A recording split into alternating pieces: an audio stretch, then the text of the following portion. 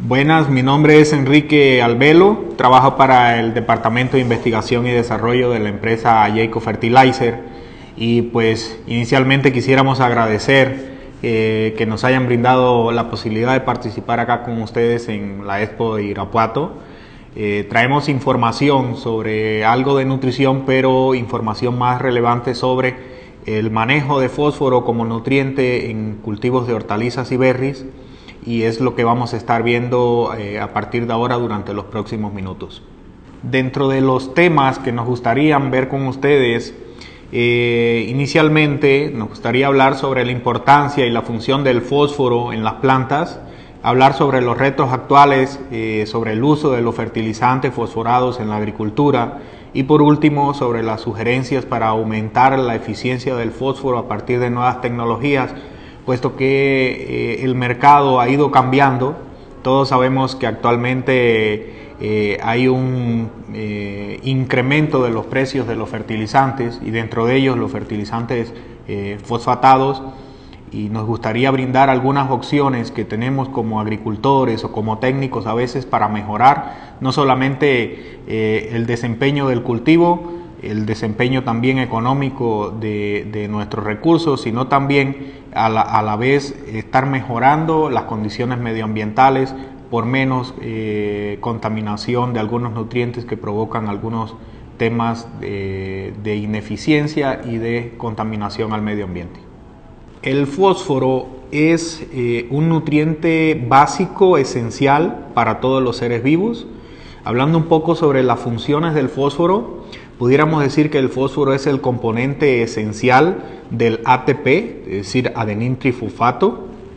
Es una molécula de cambio energético tanto en plantas como en animales, en todos los seres vivos, y determina o influye en todos los procesos vitales. En las plantas está relacionado con la fotosíntesis para generar, a partir de la radiación solar, generar energía químicamente utilizable por la planta. También está relacionado con los procesos de respiración, los procesos de síntesis de formación de estructuras carbonadas en la planta, formación de proteínas, síntesis de aminoácidos. Está vinculada a casi todos los procesos. Si vemos en la síntesis del ATP, de esta molécula energética, viene a partir de una molécula de ADP, más un fósforo inorgánico, que es el que normalmente nosotros tenemos que ser capaces de surtir al cultivo para que se formen estas moléculas de ATP y con ella pues se genere todo el metabolismo que conocemos en la planta. Otra de las funciones y no menos importante del fósforo en las plantas lo constituye su importancia dentro de las estructuras de los ácidos nucleicos. El fósforo forma parte de las estructuras de las moléculas de ADN y ARN, junto con algunas bases nitrogenadas y demás en la estructura, por lo cual nosotros pudiéramos pensar que un cultivo, una semilla, una planta que tenga mayores niveles de fósforo también va a ser una planta con mayor vigor genético, tanto para la descendencia como en el momento del arranque. Algunas semillas traen en su estructura cantidades no suficientes, pero traen en su estructura cantidades o niveles bajos de fósforo. Ese fósforo orgánico que viene en algunas semillas, sobre todo en los cereales, forman parte de una molécula que se llama ácido fítico, en las cuales cuando llega al suelo, tanto los microorganismos como algunas enzimas endógenas del propio grano o de la propia semilla son capaces de liberar estas estructuras orgánicas de ácido fítico y por tal motivo empiezan a liberarse fosfatos inorgánicos que son utilizados por el propio embrión para los inicios, lo cual quiere decir que si nosotros tenemos una semilla o mandamos a reposo una semilla con altos niveles de fósforo, también podemos garantizar que los primeros estadios de esa semilla, cuando se siembre en su próximo ciclo, pues va a ser mucho más eficiente también. Comúnmente en hortalizas sabemos diferenciar algunas deficiencias de nutrientes, sobre todo nitrógeno. En el caso del fósforo, de repente somos más son más visibles las deficiencias para cultivos de grano, porque el fósforo es un nutriente móvil dentro de la planta. Si bien es cierto que ahorita vamos a ver otras formas de movilidad de fósforo, dentro de la planta el fósforo es muy móvil, y esto quiere decir que cuando la planta requiere para sus nuevas estructuras de división celular y demás fósforo, y no existe disponibilidad de fósforo en el suelo vía radicular, pues la planta es capaz de trasladarlo de las hojas viejas hacia las hojas jóvenes, y por tal motivo vamos a encontrar una deficiencia de fósforo generalizada en hojas viejas primero, que luego se puede ir moviendo hacia las hojas más jóvenes. En cultivos de hortalizas, de repente es muy difícil encontrar o ver deficiencias de fósforo. En cultivos, por ejemplo, de brócoli se pueden presentar deficiencias de fósforo en los arranques, sobre todo cuando plantamos y encontramos mañanas o madrugadas más frías. El fósforo es menos disponible, sobre todo después de los riegos, 2-3 días o incluso cuando llueve. En el caso de los tomates que son sometidos a fertirriego, si no le damos una buena nutrición fosforada desde el arranque, pues también vamos a encontrar deficiencias que se muestran como una coloración morada o roja tinta de las hojas viejas hacia las hojas jóvenes. Esa es la forma que tenemos normalmente para encontrar síntomas visuales de deficiencias de fósforo. En algunos cultivos nunca vamos a encontrar eso, aunque cuando hacemos análisis foliares muchas veces encontramos que existe una deficiencia. La planta no lo muestra así.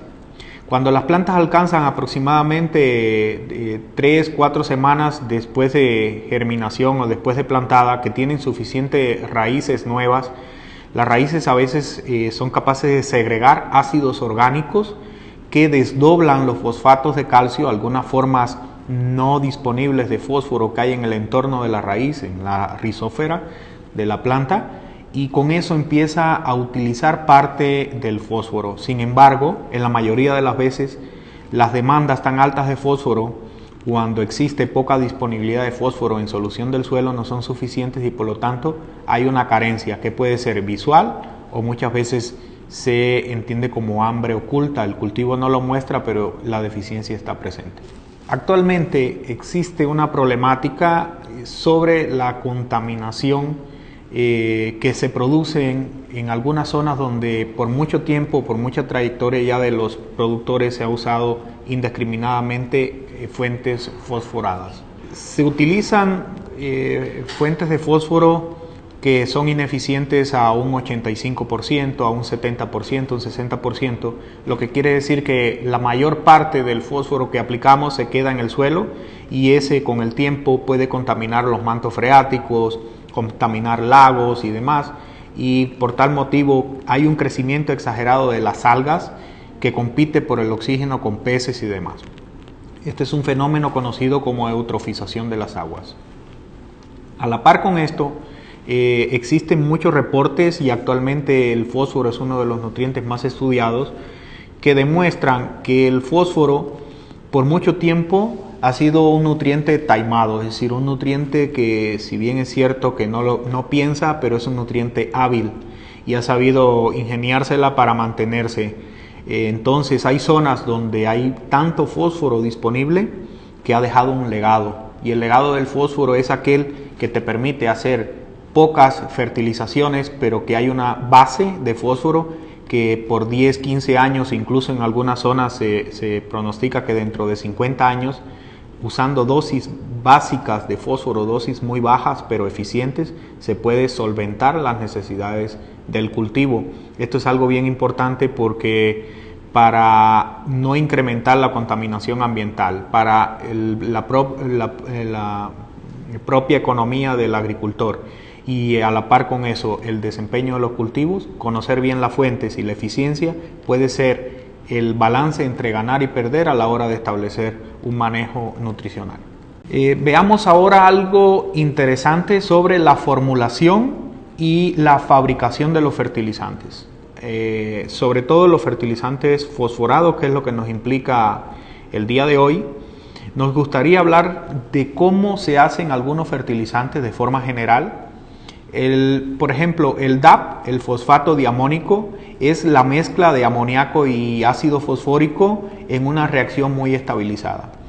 Y si hablamos, por ejemplo, del fosfato diamónico, del DAP, pudiéramos decir que este es el primer fertilizante fosforado de forma industrial que se alcanzó sobre el 1960, y hubo una explotación exagerada de las minas que traían o de donde se extraía el fósforo inicial. Entonces en ese momento fue como la era de más utilización de fósforo. Actualmente no es así, ahorita vamos a ver por qué.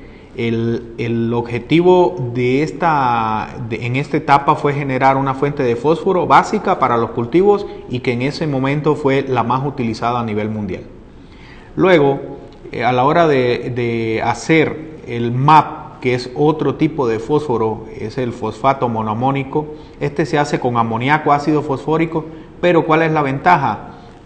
Que se puede utilizar diferentes fuentes o formas de ácido fosfórico con diferentes purezas. Entonces da un poquito más de flexibilidad a la hora de hacer el MAP, ya sea el MAP soluble o el MAP granulado. Cualquiera de ellos da un poco más de flexibilidad a la hora de fabricarlo. El superfosfato triple es un fertilizante que se hace a partir de la mezcla de roca fosfórica, ácido fosfórico, se mezclan. Y el ácido fosfórico propiamente dicho viene de la roca fosfórica con ácido sulfúrico. En ese proceso que se mezcla también se libera sulfato de calcio, el yeso. Entonces es una fabricación donde se obtiene ácido fosfórico a partir de la roca fosfórica con ácido sulfúrico, pero a la vez se obtiene sulfato de calcio, que es el yeso que muchas veces utilizamos también en los suelos alcalinos. Si son observadores, hasta aquí hemos hablado de un denominador común: el ácido fosfórico o la roca fosfórica o las fuentes de fósforo. Todas parten de una estructura química que está en las minas, la roca fosfórica.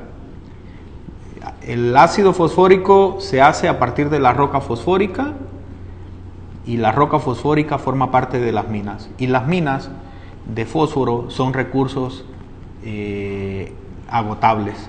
Entonces esto quiere decir que el fósforo va a ser un nutriente que en los próximos años se va a encarecer más de lo que está actualmente. Por otra parte, pues ya encontramos combinaciones en el mercado, ya encontramos fuentes de fosfato monopotásico, el MKP, el fosfato dipotásico, el polifosfatos de amonio, ¿sí?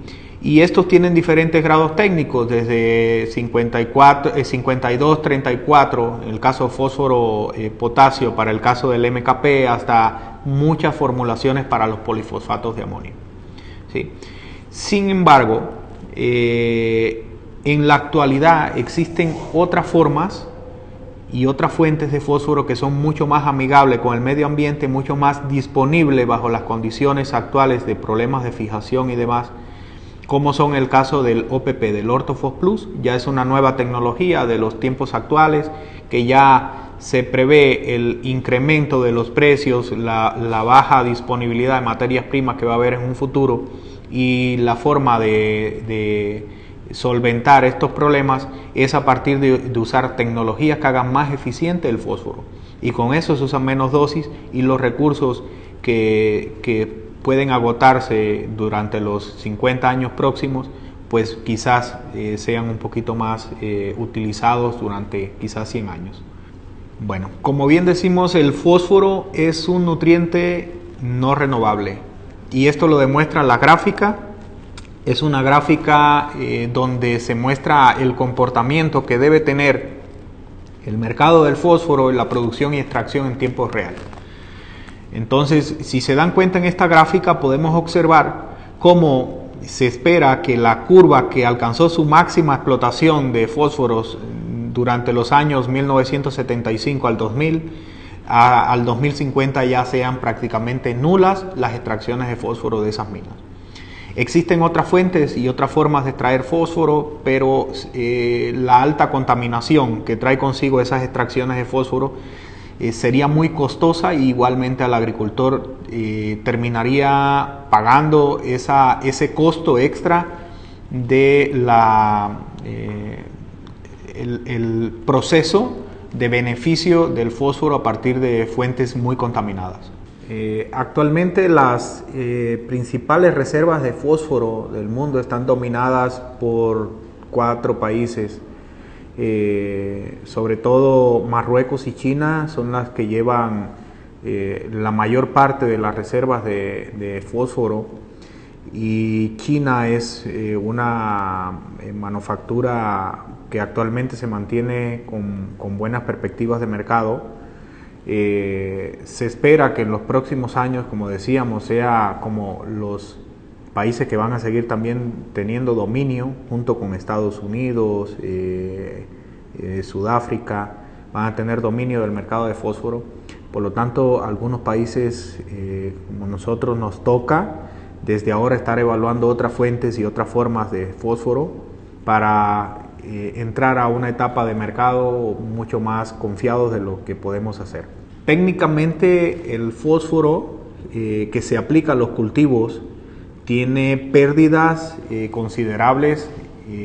Dependiendo del pH, podemos tener pérdidas de fósforo. Cuando tenemos suelos alcalinos, vamos a tener pérdidas por mezcla de precipitación del fósforo con el calcio. En el caso de suelos ácidos, vamos a tener precipitaciones de fósforo con hierro, con aluminio, sobre todo con aluminio. Y eso trae consigo que gran parte del fósforo que nosotros ponemos no sea disponible, y que solamente entre un 15 o un 17% en condiciones de fertilización al suelo, en cultivos al suelo, solamente de un 15 a un 17 sea disponible. Eso, como decíamos, además del riesgo medioambiental que trae, es una pérdida para la economía del agrícola o del productor que esté aplicando fósforo. Las fuentes tradicionales, MAP, DAP, polifosfatos, ácido fosfórico y demás, son fuentes de fósforo que se han usado toda la vida. Esto no corresponde o no responde a la fuente, esto responde a un proceso químico en el cual los grupos fosfatos son aniones, cargas negativas, al encontrarse en el suelo con cationes, es decir, cargas positivas, se establece una atracción y quedan complejos insolubles en la parte inmóvil del suelo, y eso puede durar días, meses, años o incluso nunca puede estar disponible para la planta.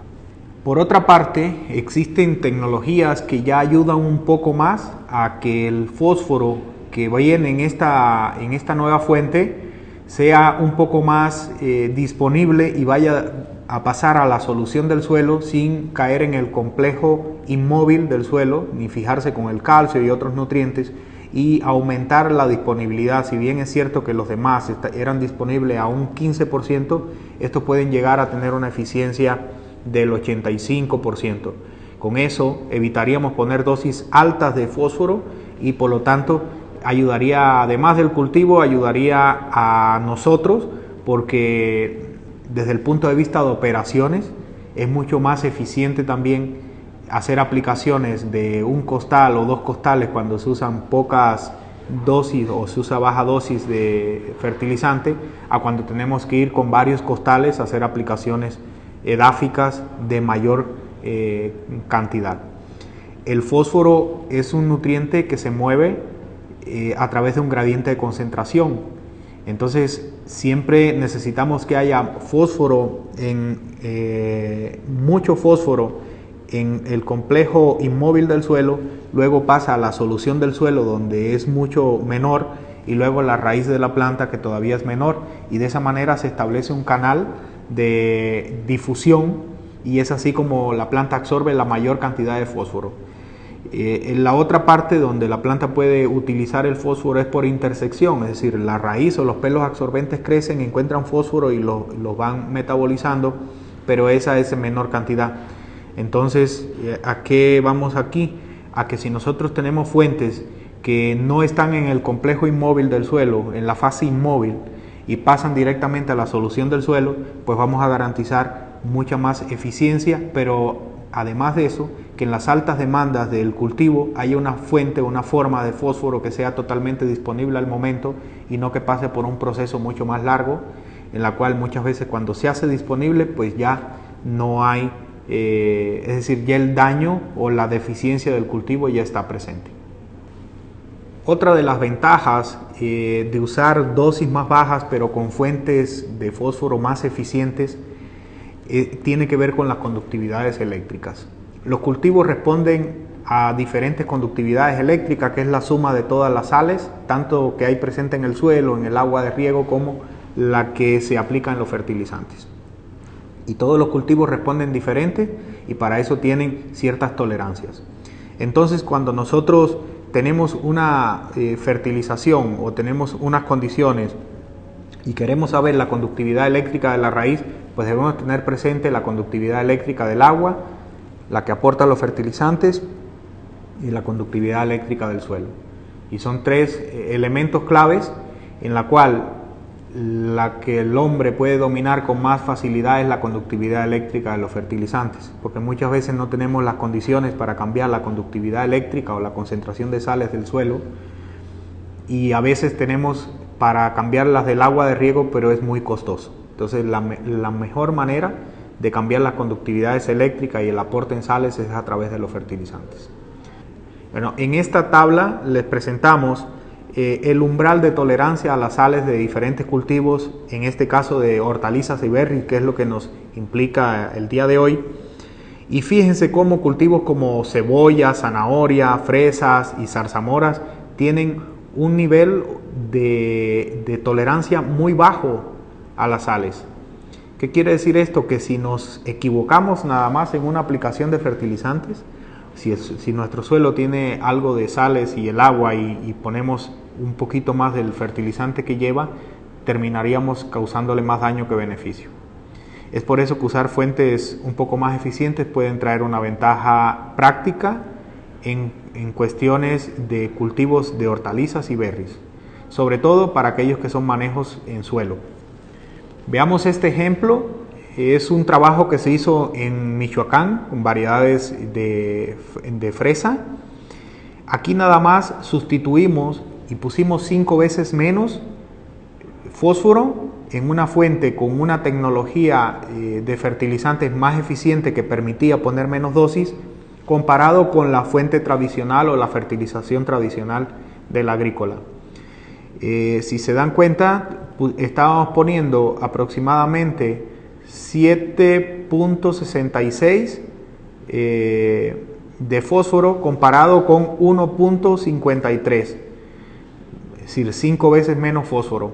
Y a la hora de realizar los análisis foliares y obtener los resultados foliares, obtuvimos datos muy importantes para nosotros. En primera, donde poníamos 5 veces menos fósforo, pero con una fuente más asimilable, teníamos más fósforo foliar.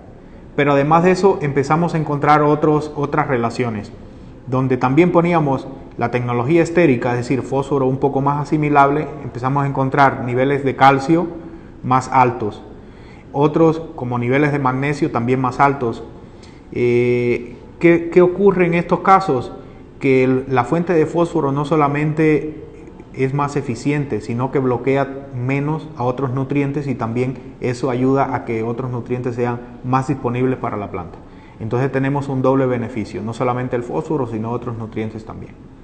A la larga eso termina siendo algo más rentable para el agricultor, pero pues todos los que manejamos hortalizas y berries sabemos que es muy importante nutrientes como el calcio, que muchas veces aplicamos cantidades grandes de calcio, pero que no son totalmente eficientes y no suben a la planta, y aparecen blossom, aparecen deficiencias de calcio tanto en hojas como en fruta, y eso pues disminuye la vida de anaquel.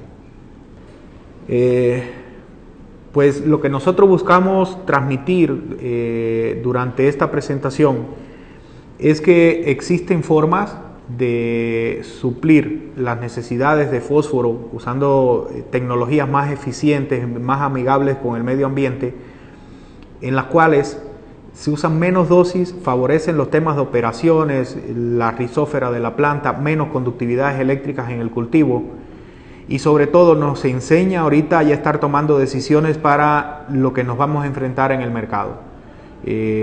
Fuentes agotables de fósforo, fuentes que normalmente se han usado pero que son un poco más ineficientes y que traen consigo otros problemas de bloqueos de nutrientes, aumento de conductividades eléctricas y demás.